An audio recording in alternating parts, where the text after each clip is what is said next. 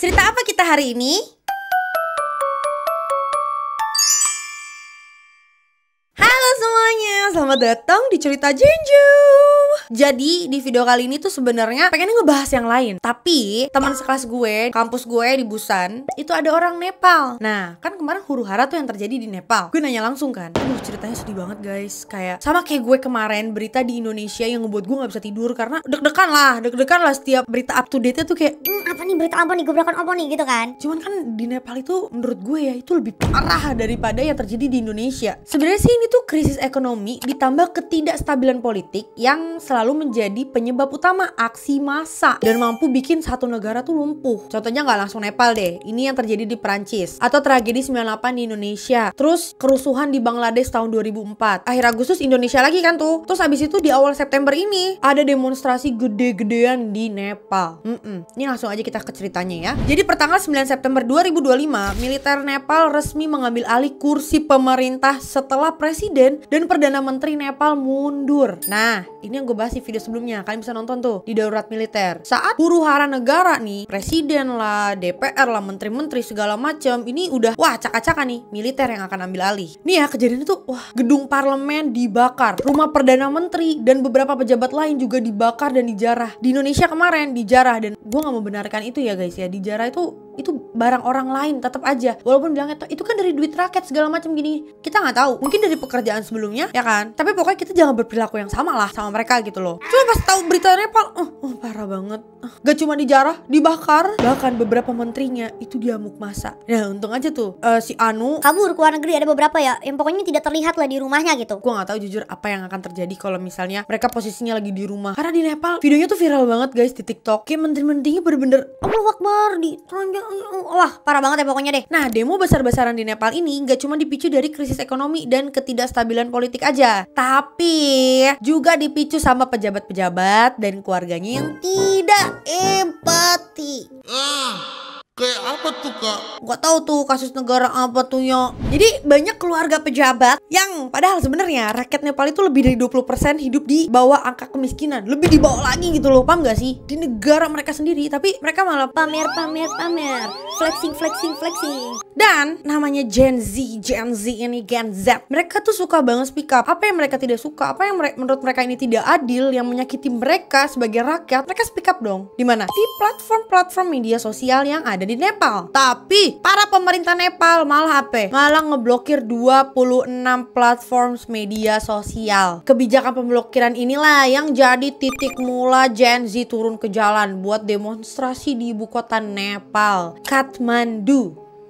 Tanggal 4 September 26 platform diblokir, dan selang 4 hari di tanggal 8 September terjadi demo besar-besaran. Jadi ada jedanya tuh ya. Pada information nih, TikTok itu nggak termasuk 26 platform yang diblokir. Propaganda dan ajakan untuk demo banyak ditemui di TikTok kan. Kalau emang kalian bertanya-tanya, Kak, emang kenapa TikTok nggak diblokir tapi platform kayak YouTube dan Instagram diblokir? ya berdasarkan jawaban dari pemerintah Nepal, si 26 platform yang diblokir ini tuh udah ngelewatin masa tenggang waktu pendaftaran ke Kementerian Teknologi di sana. Jadi kayak udahlah mumpung aja, dan pas banget tuh kejadian. Yang ini lagi nggak perpanjang nih si sosial media yang harusnya memperpanjang ke Kementerian Teknologi. Nah pas banget lagi ada huru-hara, yaudah blokir. Nah itu memicu perdebatan. Tapi itu kan dari POV para pemerintah ya. Ini kalau POV dari warga Nepal, pemblokiran itu cuma jadi bagian dari pembungkaman opini dan ekspresi para warga Nepal. Jadi beberapa hari tuh gue baca tuh artikel-artikel, nonton berita soal demo di Nepal, nanya sama temen-temen gue orang Nepal, dan memang sebagian konten-konten yang kesebar tuh di TikTok kan. Ada beberapa konten yang gue temuin tuh isinya wawancara sama mahasiswa-mahasiswi Nepal, dan mereka bilang kalau demo yang mereka lakukan itu bukan semata-mata karena 26 platform sosial media ini diblokir, bukan. Dan gue juga nanya sama temen gue, emang kenapa sih marah banget, kan TikTok juga masih ada gitu, bisa gunain VPN kan gitu. Mereka jawab, Bukan cuma itu yang bikin kita marah. jadi ini termasuk kayak bentuk kekecewaan mereka ke pemerintah. Banyak warga yang hidup di bawah garis kemiskinan kemiskinan, angka pengangguran tinggi banget. Bahkan mereka tuh harus imigrasi dulu gitu, keluar negeri mereka. Dan kalian tahu beberapa teman-teman, hampir semua teman-teman gue yang orang Nepal di sini, ya mereka kerja apa aja. Mereka kerja serabutan bisa gue bilang, kayak nyuci piring doang, terus juga masak dan lain-lain. Itu benar-benar kerja fisik gitu loh. Karena emang saking susahnya kerja di Nepal. Dan mereka juga pikir,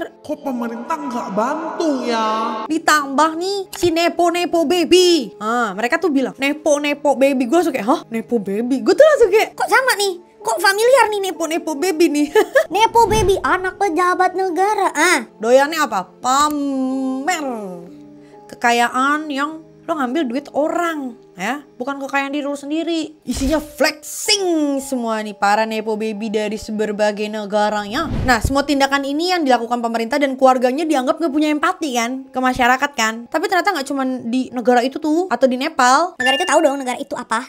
Di Filipina juga masuk FVP gue. Banyak banget anak-anak pejibit yang elah, lu belum tahu susahnya nyari duit ya. Capek nyari duit bro. Lu mah enak, tasnya mahal. Jangan ngomongin Filipina dulu deh. Ntar gue bisa bahas di video selanjutnya, kalau kalian mau bisa komen. Lanjut ya, di tanggal 8 September 2025 kan akhirnya mereka turun ke jalan tuh buat demonstrasi besar-besaran dan nuntut untuk revolusi besar-besaran kan. Bahkan di Nepal mereka demo tuh bawa bendera apa?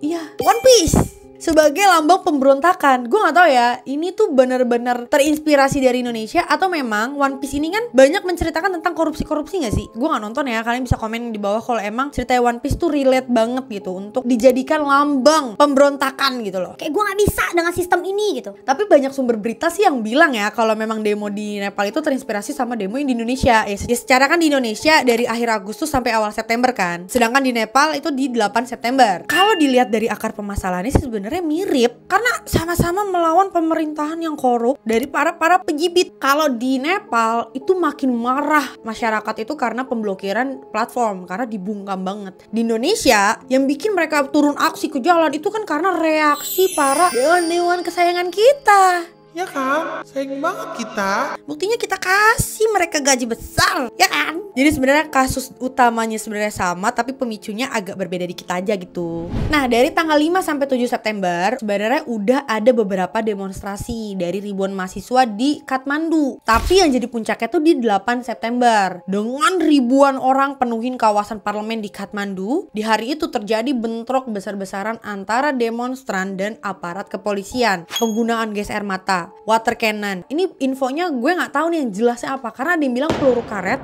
ada yang bilang peluru tajam. Kalau misalnya kalian tahu pasti itu peluru karet atau peluru tajam, coba boleh komen juga di bawah. Di situ makin ricu lah. Kok polisi bukannya melindungi rakyat, tapi malah menyakiti warga-warga. Dan di kerusuhan 8 September ini, 19 orang demonstran meninggal dunia dan sekitar 400 orang luka-luka termasuk bapak polisi juga. Tapi nggak tahu tuh naik jabatan apa enggak ya.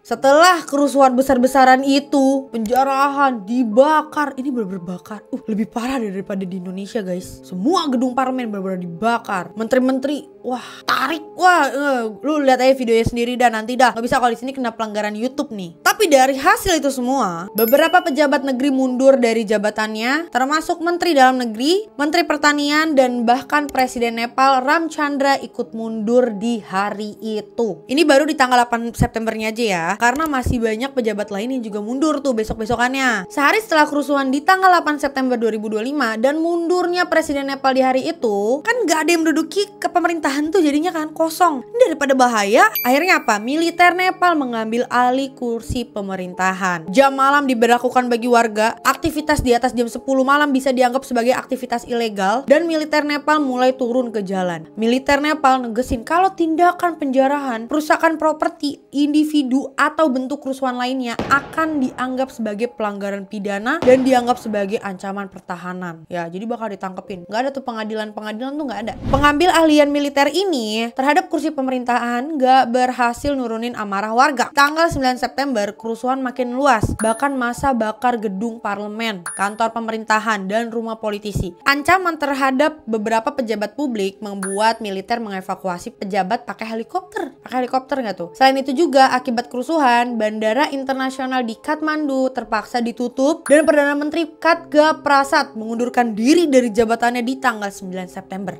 Perdana Menterinya juga sampai turun. Nah, yang tadi gue bilang, pemblokiran sosial media itu sebenarnya bukan salah satu yang ngebuat orang-orang ini turun buat aksi. Nih ya, Menteri Keuangan itu dianggap punya tanggung jawab besar dalam menentukan arah kebijakan fiskal dan pertumbuhan ekonomi nasional. Di tanggal 10 September, Menteri Keuangan Nepal Bishnu Prasad jadi target amukan demonstran.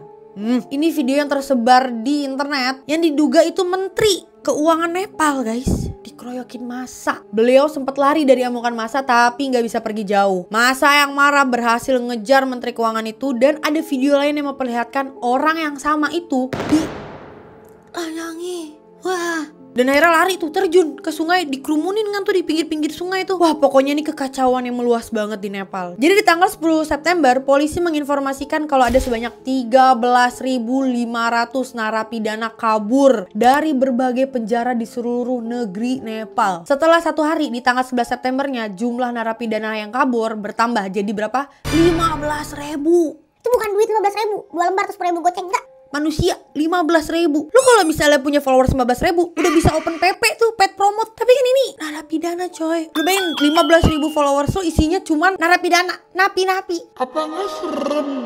Ditambah korban jiwa akibat demonstrasi nambah, nggak 19 orang lagi, 31 orang. Rumah mantan Perdana Menteri Jalan Nath dibakar massa. Istri Perdana Menteri menjadi korban. Beliau sempat dikabarkan meninggal oleh beberapa media, tapi per tanggal 11 September istri mantan Perdana Menteri dikabarkan selamat. Cuman kondisi kritis dengan luka bakar yang lumayan parah. Oke, ini gue akan cerita pasca kerusuhannya ya. Di tanggal 11 September 2025, ini beberapa kelompok Gen Z meminta mantan Ketua Mahkamah Agung Nepal, Sushila Karki, mengambil kursi pemerintahan sementara. Dipilih lewat diskusi di Discord tuh. Wah, Discord. Di hari yang sama, kondisi Nepal juga terlihat kondusif. Tidak terlihat lagi adanya aksi protes di jalan-jalan ibu kota. Dan selain itu juga, sejumlah toko di distrik komersial utama Kathmandu telah kembali beroperasi yang menunjukkan aktivitas ekonomi udah mulai pulih lagi tuh, guys. Karena kan memang sempat lumpuh tuh akibat demonstran besar-besaran itu. Dan udah kelihatan juga warga-warga udah mulai aktivitas seperti biasa. Terus bandara yang sempat lumpuh juga kan, sempat tutup, itu akhirnya dibuka lagi dan kembali beroperasi. Dan gue lihat video di TikTok, warga-warga Gen Z ini mereka bergotong royong untuk membersihkan sisa-sisa kerusuhan. Ini seru banget sih, maksudnya kayak mereka mempertanggungjawabkan apa yang mereka sudah lakukan gitu. Bahkan ada yang bawa gerobak untuk apa, ngebalikin barang-barang yang dijarah. Ini sebenarnya menurut gue keren banget sih. Mereka bertanggung jawab atas apa yang udah mereka lakukan sih. Menurut kalian gimana? Walaupun kondisinya udah kondusif, militer Nepal itu masih memberlakukan jam malam. Maksimal tuh pukul 10 waktu setempat. Di beberapa wilayah, pokoknya udah gak boleh ada aktivitas apapun lagi untuk meredam potensi terjadinya kerusuhan kembali. Gue bingung ya, di Indonesia kerusuhan juga terjadi di tengah malam. Apa yang keluar cuman kaum-kaum kibut Suji Mujan? Menurut kalian gimana? Kenapa siang sampai sorenya tuh kayak adem-adem aja perasaan? Kok tiba-tiba ada berita lagi nih yang rusuh gitu loh? Paham gak sih? Tapi ya semoga keadaan Nepal akan cepat membaik. Karena agak ngaruh ya kalau misalnya ekonomi sempat lumpuh kan. Kita berdoa aja untuk negara kita juga pastinya, dan negara Nepal juga, dan beberapa negara lain yang abis melakukan demonstrasi besar-besaran. Dan untuk para pejibit, tolong. Aduh, gua gak ngerti lagi, maksudnya kayak ya udah, kalau emang mau gaji gede, minimal perbaiki juga ekonomi negaranya gitu ya, dan ngebuat gajinya tuh jadi nggak ketimpangan banget gitu loh, ya kan? Kayak ada satu negara kan yang gaji UMR-nya berapa, tapi pejabatnya sampai 12 kali lipat gitu. Jadi kalau emang mau gaji segitu yang 12 kali lipat, minimal banget mah bikin pertumbuhan ekonomi jadi bagus dan gaji-gaji mulai naik, dan akhirnya kayak 2 kali lipat aja atau 3 atau 4 kali lipat lah, masih itu dibilang wajar gitu. Ini mah ada gaji gede, korupsi lagi. Itu negara lain, gue mah enggak ngomongin Indonesia enggak. Oke guys, sekian video gue kali ini. Kalau misalnya kalian ada saran video apa yang mau gue bahas, boleh komen di bawah. Dan ya, cerita apa lagi ya besok?